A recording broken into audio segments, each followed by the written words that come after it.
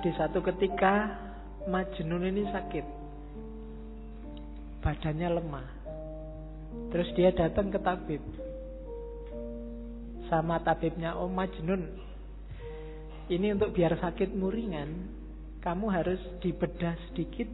Ada bagian tertentu tubuhmu yang darahnya harus dikeluarkan." Majnun, "Oh, jangan, saya takut." Tabibnya heran, "Loh kamu ini gimana sih? Kamu kan sudah lama jadi orang gila. Sudah keluar masuk hutan, ketemu macan, ketemu. Kok takut hanya dibedah kecil aja?" "Bukan, saya takut Laila terluka." "Loh Laila mana? Yang dibedah itu dirimu, bukan Laila."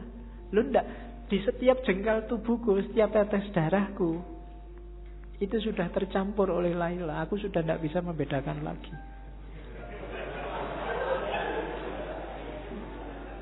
Kamu ketawa kaya duwe pacar wae. Oke, ya. Jadi itu maksudnya apa? Ketika orang jatuh cinta, dia sudah kehilangan dirinya. Yang ada hanya yang dicintai. Dia tidak peduli kalau dirinya sendiri luka, tapi jangan sampai yang dicintai luka. Itu Majnun. Majnun ini sebenarnya anaknya bangsawan yang jatuh cinta sama Laila. Ya sayangnya agak tragis ceritanya. Bagi yang baca Nizami nanti banyak momen-momen. Ada momen yang menurut saya bagus. Misalnya ketika Majnun saking pinginnya ketemu Laila yang sudah dinikahi orang lain, dan khawatir ketahuan keluarganya Laila, karena kalau ketahuan keluarganya Laila dia bisa diajar. Jadi waktu ada gerombolan ternak kambing lewat depan rumahnya Laila, dia ikut merangkak di situ bareng, hanya sekedar untuk melihat rumahnya Laila.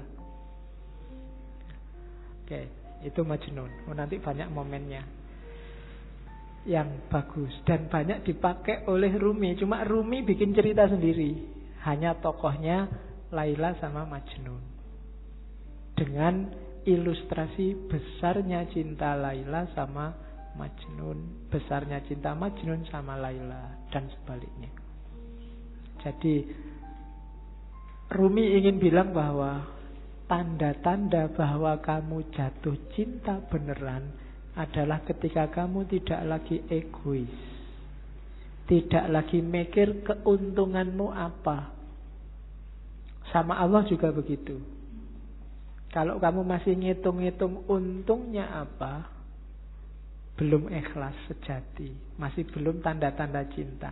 Orang yang cinta itu disuruh apa aja iya, dan gak minta balasan. Disuruh sholat duha, iya sholat duha. Disuruh ngaji, iya ngaji. Gak usah mikir kalau sholat duha itu nanti rezekinya bisa langsung datang. Gak usah. Itu berarti masih ngitung-ngitung balasan.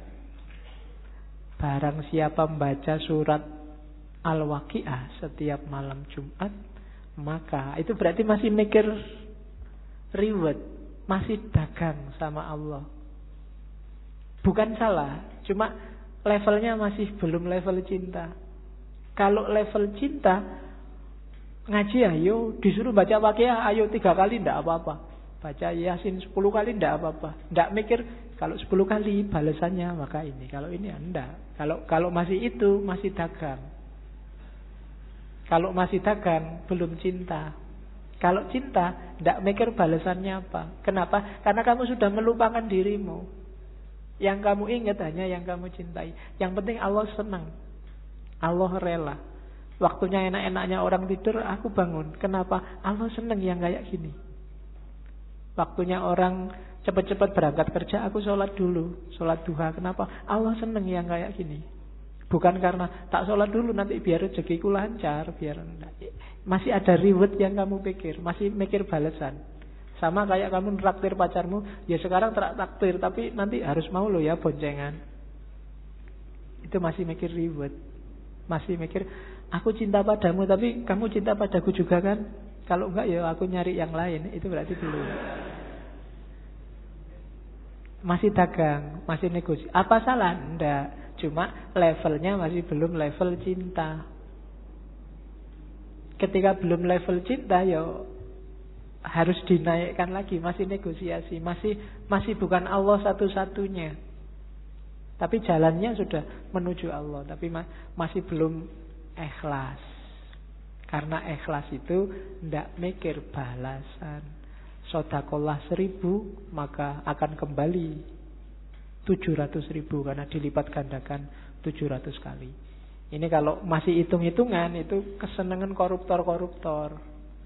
Koruptor itu saya korupsi 1 juta, kemudian tak sodakohkan aja 10 juta. Korupsi 100 juta, tak sodakohkan 10 juta. 10 kali 700 sudah banyak itu pahalanya. Dosanya sama ininya kalau ditotal menang ininya, menang pahalanya. Kan korupsinya dosa 1 juta, sementara itu hitung-hitungan matematika. Kayak orang habis melakukan kejahatan terus umroh, karena pahala dosa orang umroh antara 2 umroh ini dosanya diampuni.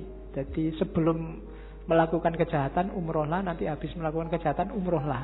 Nah itu hilang dosanya karena dosa di antara 2 umroh ini diampuni. Ini masih kalkulasi matematika. Emangnya Allah anak SD? Kamu ajari, kamu abusi dengan itu. Tidak bisa. Jadi levelnya belum cinta, belum ikhlas. Maka katanya Ruminda kayak Majnun dan Laila. Rumi juga ngomong cinta itu kuat. Jangan salah. Energinya luar biasa.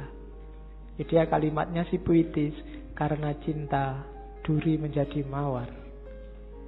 Karena cinta cuka menjelma anggur segar. Karena cinta keuntungan menjadi mahkota penawar. Karena cinta kemalangan menjadi keberuntungan. Karena cinta rumah penjara tampak bak kedai mawar. Karena cinta hamparan debu tampak seperti taman. Karena cinta api berkobar jadi cahaya yang menyenangkan.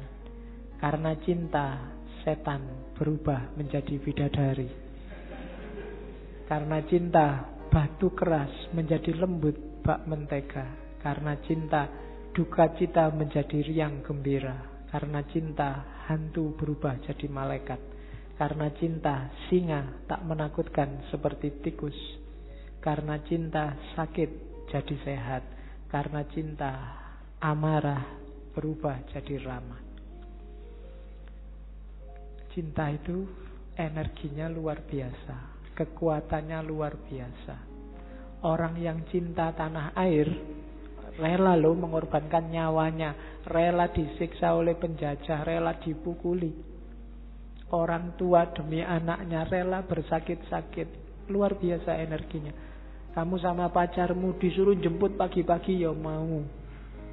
Nggak punya uang disuruh traktir ya mau, dibelani utang. Sama dosennya disuruh bikin makalah, makalahmu sendiri nggak digarap-garap ke makalahnya pacare. Itu pun mau. Itu kan energinya luar biasa. Pacarmu nyuruh apapun kamu jalankan. Sami'na wa atokna. Itu kan energi namanya. Kekuatannya nggak enak pun kalau bareng dia, nggak masalah. Kamu bisa menahan susah yang kayak gimana pun. Banjir, kamu nggak bisa pulang, akhirnya neduh pinggir jalan. Itu kan sengsara. Tapi kalau pas bareng dia, seneng aja, semoga hujannya nggak berhenti-berhenti. Padahal itu sengsara loh. Tapi kamu kan malah seneng menikmati. Itu kekuatannya cinta. Energimu berkali lipat. Ya syukur kalau ke Allah. Tapi kalau ke yang bukan Allah, manfaatkan energimu sebaik-baiknya. Jangan sampai terlampiaskan secara tidak bermanfaat, sia-sia, eman-eman. Kalau kan kadang-kadang kamu nulis WA ke pacarmu aja kan dihapus berapa kali, khawatir keliru. Itu kan energi juga. Betapa sabarnya kamu waktu itu, betapa telatennya kamu. Mau tidur kamu nunggu, kok belum WA ya, kamu bela-belain melekan sampai dia bilang miss you, good night, kan no. Ya kan? Loh itu kan energi loh. Padahal kamu disuruh apa aja, suruh melekan enggak mau, tapi ini kamu mau melekan, itu energi. Coba energi ini dipakai untuk yang lebih manfaat, lebih luar biasa. Atau alihkan energi cinta untuk Allah. Kalau sudah jatuh cinta sama Allah, jangankan bangun malam, sepanjang malam enggak tidur pun sanggup. Para sufi banyak yang kayak gitu, saking asiknya sama Allah. Kayak Robiah kemarin kan, ya Allah, para pecinta sudah sama yang dicintai. Lampu-lampu telah mati, rembulan telah muncul, dan sekarang ini loh aku, mbok datanglah padaku. Waktu pagi dia tidak mau tidur juga masih bilang, ya Allah, malam telah pergi, tapi aku akan di sini menunggumu terus sampai kamu datang lagi, sampai malam lagi. Itu Robiah. Kenapa? Asik kalau sama pacarnya terus, kalau sama yang dicintai terus. Jadi kalau sudah jatuh cinta, tidak ada yang namanya berat. Jangankan pacarnya manggil, nanti kamu WA aku jam sekian sekiannya. Oke, pacarnya nggak manggil pun kamu WA-in. Sholat itu kan sebenarnya Allah nyuruh kamu, mbok kamu ketemu aku 5 lah, paling tidak sehari 5 kali lah. Itu kan menunjukkan janjane Allah itu ya cinta sama kita, pengen ketemu kita sehari 5 kali. Tapi kitanya yang sok gaya, tidak serius. Nek basa Jawane kemenyek. Allah sudah segitunya manggil kita, mbok 5 kali aja sehari, aku pengen ketemu dirimu. Ya kamu ngadep sih, tapi ya kayak orang tidak serius. Sholatnya sak-sake. Tidak ada yang sholatnya bertahan 5 menit aja, 3 menit lah sama teman. Tidak juga. Sholatmu mesti cepet. Gusti Allah baru mau menatap wajahmu, loh sudah selesai. Iya. Mungkin kaget itu, mungkin malaikatnya yang nyaket sholat, ini baru sholat, ya Allah ini dia lagi sholat nih, terus Allah datang, oh selesai sudah, telat. Dan itu Allah sabar ya, Allah masih mau, ya besok datang lagi 5 kali, tak tunggu. Cuma kamunya yang gak serius, sambil ngadep tapi hatimu ndak di situ, hatimu kemana-mana. Allah yang ngerti, cuma saking sayangnya Allah sama kita. Kalau Allah ndak sayang, kamu sudah disentil sejak lama. Oke, jadi cinta itu energinya besar, kuat. Ada contoh lagi, gimana caranya biar kamu bisa lebih dekat sama Allah. Analoginya Laila Majnun lagi saya ambil. Jadi satu ketika Majnun ini pengen ketemu Laila, maka dia naik onta betina. Sayangnya onta betina ini ontanya baru saja melahirkan, jadi masih sayang-sayangnya sama anak onta. Akhirnya ontanya itu maju sebentar, tapi mundur lagi karena anaknya siapa yang nungguin. Maju lagi, mundur lagi. Akhirnya Majnun nggak nyampe rumahnya Laila. Harusnya 3 hari nyampe, ini bisa berbulan-bulan. Akhirnya Majnun sadar, wah yang keliru aku ternyata. Sudah saatnya katanya Majnun onta, aku keliru, ngapain aku kok bersandar padamu. Karena menunggangi dirimu, maka aku sekarang jalan di tempat, maka sekarang goodbye. Tidak usah naik dirimu lah, tidak usah mengandalkan dirimu, aku akan datang langsung pada Allah. Saat itu ceritanya Majnun langsung loncat dari onta dan jatuh, kakinya patah. Cuma saking rindunya sama Laila, kakinya patah nggak masalah. Akhirnya tubuhnya digelundungin, jadi gelundung-gelundung sampai rumahnya Laila. Ya, oke. Dan sebenarnya ini isyarat-isyarat. Onta itu kayak dunia. Nggak mungkin kita bisa cepat ketemu Allah kalau beban dunia sangat memberati hidup kita. Kalau kita sibuk luar biasa oleh hal-hal yang tidak ada hubungannya sama kedekatan sama Allah. Jalannya cuma 2. Semua yang di sekelilingmu kamu ajak mendekat ke Allah, atau kamu tinggal. Jadi kalau enggak, kamu enggak akan nyampe-nyampe ke Allah. Kamu punya pacar, Ini dia jadi penghalangmu untuk dekat terus sama Allah. Alternatifnya dua, ajak dia untuk bareng-bareng mendekat ke Allah atau tinggal. Nah, nyari lagi susah, Pak. Ya, itu berarti dunia menghambatmu. Mungkin nilai, mungkin pekerjaan, mungkin kuliah, mungkin apalagi target-targetmu yang lain. Ini bebanmu. Semakin banyak bebanmu, semakin lambat kamu sampai pada Allah. Kecuali semua beban ini kamu ajak juga mendekat ke Allah. Kalau tidak, buanglah. Kok kuliah bikin kamu tidak setia lagi sama imanmu, bikin kamu tiap hari curang, tiap hari maksiat, misalnya gara-gara kuliah. Entah dari sisi apanya. Alternatifnya dua, ilahikan kuliahmu atau tinggallah kuliahmu. Itu rumusnya Rumi. Kalau enggak, kamu kayak unta betina tadi, maju 3 langkah, mundur 3 langkah. Saat ini semangat sufinya berkobar-kobar, tapi lain, tapi kalau gini ya saya enggak punya pacar nih Pak, mundur lagi. Kalau kayak gini enggak bisa kumlot deh Pak, mundur lagi. Terus begitu. Maka tinggallah unta betinamu. Meskipun kamu berat sampai harus gelundung-gelundung kayak tadi. Ya memang berat meninggalkan dunia. Tapi kalau enggak, ya kamu enggak nyampe-nyampe. Enggak bisa ilaihi roji'un. Nafasmu enggak akan mutmainah. Itu bahasanya Rumi.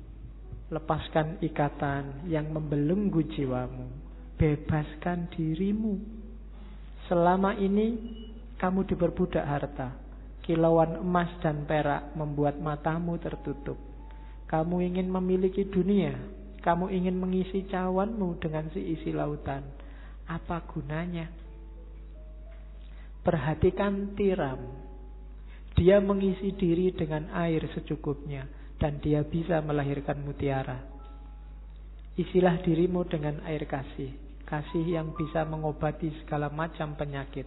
Kasih yang bisa menaklukkan keangkuhan. Kasih yang bisa memabukkan Musa di atas bukit Sinai. Jadi dunia ya cuma ambil secukupnya saja. Jangan dimabuk oleh dunia, jangan terikat oleh dunia. Contohlah tiram katanya. Tiram itu ngambil air yang paling bagus, dimasukkan dalam dirinya, nggak usah banyak-banyak, secukupnya saja. Pada saatnya air ini akan jadi mutiara. Dunia juga begitu. Ambil secukupnya saja, sebutuhmu saja. Setelah itu jalankan tugasmu yang sejati di dunia ini. Kembali pada Allah. Kalau terlalu banyak, kamu tidak akan kuat berjalan. Jangan tertipu oleh dunia. Jadi maunya Rumi itu. Semakin berat beban duniamu, ya semakin kamu lama dekatnya sama Allah. Ya boleh masing-masing muhasabah ya. Hari ini itu urusanmu apa saja sih? Kalau nanti pulang ke rumah boleh nyari kertas sama pulpen. Kamu sekarang apa saja yang kamu urusi? Mungkin nomor 1 kuliah, nomor 2 pekerjaan, nomor 3 apa aja urusanmu. Terus yang dunia-dunia ini, yang urusan akhirat sekarang urusanmu apa saja? Coba deh. Nanti di prosentase besar mana? Jujur ya, tapi nggak boleh dibaik-baikin, wong nggak ada yang nilai. Jujur untuk dirimu sendiri. Nanti kalau prosentasenya kok lebih besar yang dunia, sementara yang akhirat terbengkalai, kurangi bebanmu. Karena jangan khawatir. Kalau kita punya Allah, dunia seisinya jadi milik kita. Allah yang lebih ngerti. Tidak usah capek-capek kamu mikir. Tapi kalau dunia kamu ikut mikir, ya sudah. Mungkin Allah, ya sudah kamu bisa mikir, ya pikirin dewe. Jadi berusahalah ambil secukupnya. Makanya agama di banyak ayat Al-Quran itu bilang wala tusrifu. Untuk urusan dunia jangan berlebihan. Butuhmu berapa, ambil itu secukupnya sebagai bekal untuk kembali ke Allah. Wong kita ini di dunia ini tamu. Datang sebentar nanti kembali lagi. Tamu gak usah mikiri mengambil semua barang punyanya tuan rumah. Sebutuhnya saja. Oke. Terus Ini ada kalimat bagus juga dari Masnawi. Satu ketika Khalifah, dalam ceritanya Laila Majnun ini, Khalifah ketemu Laila. Khalifah ini kaget begitu ketemu Laila. Ini Laila ini wajahnya cuma gini aja loh ya. Cakep banget juga enggak ya, perasaan biasa-biasa aja. Yang lebih cakep banyak dibandingkan Laila. Kok Qais al-Majnun, nama aslinya Majnun dan Qais, bisa tergila-gila begitu ya? Terus dia tanya Laila, Khalifah ini tanya, Laila, Qais kok menjadi gila karena kamu? Tidak masuk akal. Apa sih yang dilihat dalam dirimu sehingga ia tergila-gila? Kamu kan bukan wanita yang sangat cantik. Banyak yang lain yang secantik kamu, bahkan melebihimu. Laila menjawab, yang dia lihat tidak terlihat olehmu karena kamu bukan Majnun. Ini yang saya maksud rasa. Jadi hanya Majnun yang ngerti keindahan Laila. Hanya pecinta yang ngerti keindahan yang dicintai. Itu kadang-kadang kamu proteskan, ini loh ada anak cakep nih, pacari kok gini ya. Gitu kan, kamu eman-eman, padahal kamu iri mbok sama aku aja kan ngono. Tapi iki ono cakep pacari kok, waduh. Kamu kan enak. Loh enggak, itu kalau dia ditanya jawabannya kayak Laila ini. Karena engkau bukan dia. Dia yang bisa melihat di mana keistimewaannya kok sampai jatuh cinta. Loh kalau orang pikirannya standar, semua yang cakep, semua menganggap cakep, yang jelek semua menganggap jelek, yo, yang jelek tidak akan laku. Hanya cakep saja yang laku. Tapi orang melihat yang dicintai dengan perspektifnya sendiri. Karena kamu bukan Majnun. Hanya pecinta yang ngerti indahnya di mana yang dicintai itu. Nah itu jawabannya Laila. Maka maksudnya Rumi apa? Kalau kamu ingin ngerti indahnya cinta pada Allah, ya cintailah Allah. Kalau enggak ya enggak. Kalau kamu masih sibuk dengan teori, sibuk membantah, ya enggak bisa, itu harusnya begini, ya enggak bisa. Ya wis, kamu enggak akan ngalami indahnya.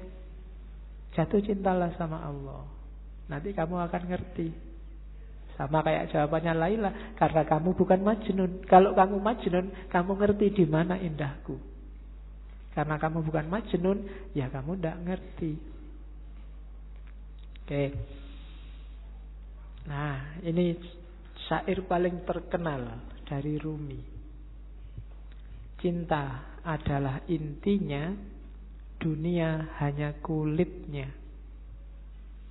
Cinta adalah manisannya, dunia adalah piringnya.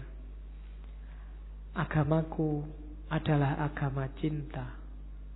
Adalah malu bagiku hidup melalui jasad dan roh belaka. Begitu engkau kehilangan cinta, maka hidupmu hanya jasad dan roh. Kamu hanya fisik dan mental. Tidak ada nilainya. Iya kamu hidup, iya kamu susah, kamu senang, iya kamu putus asa, iya kamu mengalami segala fenomena dunia. Tapi kamu kehilangan satu, yang penting cinta. Jadi ada jasmani, ada rohani. Modusnya harus cinta. Begitu modusnya bukan cinta, maka katanya Rumi, aku malu kalau begitu. Hanya jasad dan ruh belaka. Termasuk agama. Beragama berarti modusnya juga harus modus cinta. Modus itu gayanya, gaya mencintai. Bukan gaya dagang. Aku untung apa, kamu dapat apa. Apalagi gaya ngamuk, apalagi gaya marah-marah, gaya tawuran. Nggak. Agama gayanya harus gaya cinta. Gaya cinta itu ciri paling utama adalah tidak egois, tidak mikir senengnya sendiri, enaknya sendiri. Kalau masih aku, belum. Masih aku, kelompokku, aliranku, pikiranku, pendapatku, masih egois. tidak bisa memahami yang lain. Pokoknya sing bener aku, liyane salah kabeh. Besok yang lain masuk neraka semua. Nah, gaya kayak gini berarti bukan gaya cinta. Ngomongnya jangan, kalau cinta itu aku yang bener sih, menurutku yang bener ini. Yang lain kalau bisa tak ajak semua masuk surga bareng-bareng aku. Bukan yang lain karena kamu banyak bid'ahnya kamu masuk neraka sekarang. Enggak begitu. Aku pingin aku dan kamu masuk surga. Ayo kita masuk surga bareng-bareng, menuju Allah bareng-bareng. Ini beragama gaya cinta, bukan beragama yang egois. Kalau beragama yang egois itu tinggal jasad dan ruhnya agama, kehilangan esensinya, kehilangan intinya. Kalimat ini saya sampaikan karena banyak yang jangan-jangan Rumi ini nggak suka syariat. Suka, cuma malam ini nggak saya tampilkan. Kapan-kapan kita ngomong bagaimana syariat dalam pandangannya Rumi. Kalimat itu saya ambil saja untuk tahu bahwa itu loh dasarnya Rumi. Aku hanyalah debu yang ingin selalu menempel pada telapak kaki Muhammad. Jadi yalah, semua yang diajarkan Rumi ya tetap dasarnya adalah cintanya dia pada Allah melalui Kanjeng Nabi. Karena yang bawa, yang memperkenalkan Allah kan Kanjeng Nabi. Sehingga kita hari ini dapat Islam. Maka prinsipnya Rumi adalah aku hanyalah debu yang ingin selalu menempel pada telapak kaki Muhammad. Ini gayanya sufi biasanya, yang bisa bikin kalimat-kalimat indah kayak gini. Oke, terakhir sudah mau jam 10. Yang masih mentah tidak akan pernah tahu keadaan matang itu seperti apa, kematangan itu seperti apa. Penjelasan lewat kata-kata tidak akan membantu. Sejak awal sampai akhir yang dibawa oleh Rumi malam ini adalah ilmu rasa, bukan ilmu lahir. Jadi tidak lewat kata-kata. Harusnya rasakan sendiri oleh batinmu. Dan untuk bisa nyampe ke sana ya kita harus matang. Yang mentah tidak akan paham, hanya yang matang yang paham. Itu kan kadang-kadang kita dengar ada istilah la ya'riful wali ilal wali. Kamu memahaminya kok sombong banget toh, emangnya saya nggak bisa mikir, nggak bisa identifikasi wali itu yang mana. Maksudnya bukan itu. Maksudnya adalah orang yang merasakan, yang bisa memahami apa yang dirasakan orang lain dalam hal yang sama. Maka yang ngerti kewalian ya orang yang pernah merasakan kewalian, dunia kewalian. Jadi bukan urusan sombong tidak sombong, eksklusif tidak eksklusif. Yang paham rasa pedes adalah yang juga pernah merasakan pedes. Jadi bukan urusan dunia kewalian itu eksklusif. Jadi yang mateng, yang ngerti tentang kematangan. Yang belum pernah mateng, ya tidak ngerti. Ngertinya yang mentah-mentah, wong dia juga masih mentah. Hari ini banyak yang mentah, marah-marah sama yang mateng. Ya kan, itu yang kemudian di berita-berita muncul penistaan ulama, kan itu. Penistaan ulama itu kan orang-orang yang mentah, yang ngomentari yang mateng. Ya untungnya yang dikomentari mateng. Nggak mungkin balas. Kalau balas berarti belum mateng. Ya, yang mateng itu kan paling nganggap yang mentah itu ya wis memang belum paham. Kayak kamu ada anak kecil kok alah cah cilik biasa, kan mesti gitu. Sama kayak Nabi waktu dilempari di Taif kan Nabi ngerti. Loh itu memang orang belum matang, belum jadi, belum ngerti. Maka Nabi tidak balas marah meskipun Jibril datang. Nabi tak belain yuk kalau marah enggak. Malah didoakan semoga mereka dapat hidayah. Itu bedanya matang dan tidak matang. Tidak mungkin kalau dia matang akan balas pada yang mentah. Kalau yang mentah melecehkan yang matang, mungkin wong dia masih mentah.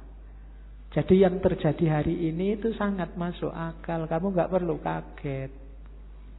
Kok ada orang menistakan ulama? Itu tidak luar biasa.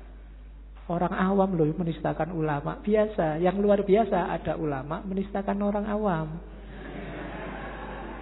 Itu baru luar biasa.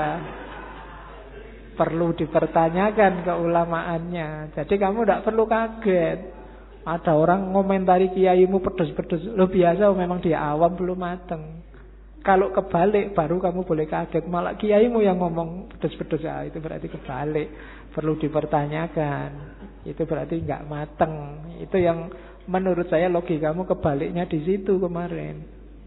Kok kamu marah-marah ada orang? Ya enggak. Ya dia memang nggak mateng sih ya. Nah, untuk orang yang tidak mateng, caranya apa? Ya kamu matengkan, jangan kamu gerutuk, kamu pukuli. Wong dia memang belum mateng. Diajari gimana caranya biar lurus, biar benernya gimana, kan begitu. Oke, alhamdulillah malam ini kita sudah selesaikan Maulana Jalaluddin Rumi dalam pikirannya tentang cinta. Februari selesai, nanti bulan Maret kita ganti sesi ya. Sudah agak lama di Islam, kita akan ke barat lagi. Ternyata saya lihat tadi di kalender Maret ada Rebonya 5. Kita ke barat lagi, ke kuno sekalian. Kita akan ke Yunani dan Romawi. Ada 5 aliran yang akan kita tengok. Yang pertama sofisme. Sofisme ini yang sering dituduh jadi biang keladi lahirnya sekarang cara berpikir relativisme. Yang kedua kita akan melihat epikurisme yang sering dituduh jadi biang keladi lahirnya aliran yang di modern disebut hedonisme. Orang yang nyari seneng-seneng belaka. Kemudian yang ketiga lawannya epikurisme, namanya stoicisme. Stoicisme ini cikal bakal tradisi berpikir mengutamakan yang batin atas yang lahir. Jadi cikal bakal cara berpikir agak kebatinan. Itu stoicisme, mengutamakan keutamaan batinnya. Kemudian yang keempat sinisisme. Ya, sinisisme itu ya kayak namanya, cara berpikirnya agak sinis. Kalau ada orang mikir-mikir bulat, biasanya dia dijawab secara simpel. Antitesisnya gaya Sokratik itu sinisisme. Orang-orang yang mikirnya terlalu jelimet, simpel aja toh. Itu nanti kita ketemunya di sinisisme. Dan yang terakhir neoplatonisme. Dari situ nanti kita dapat akarnya filsafat iluminasi, gaya barat maupun timur. Jadi 1 bulan ke depan kita akan belajar pikiran-pikiran dasar yang nanti berkembang luar biasa baik di era modern maupun postmodern. Oke, saya kira itu. Kurang lebihnya mohon maaf. Wallahul muwaffiq, wallahu a'lam bissawab. Wassalamualaikum warahmatullahi wabarakatuh.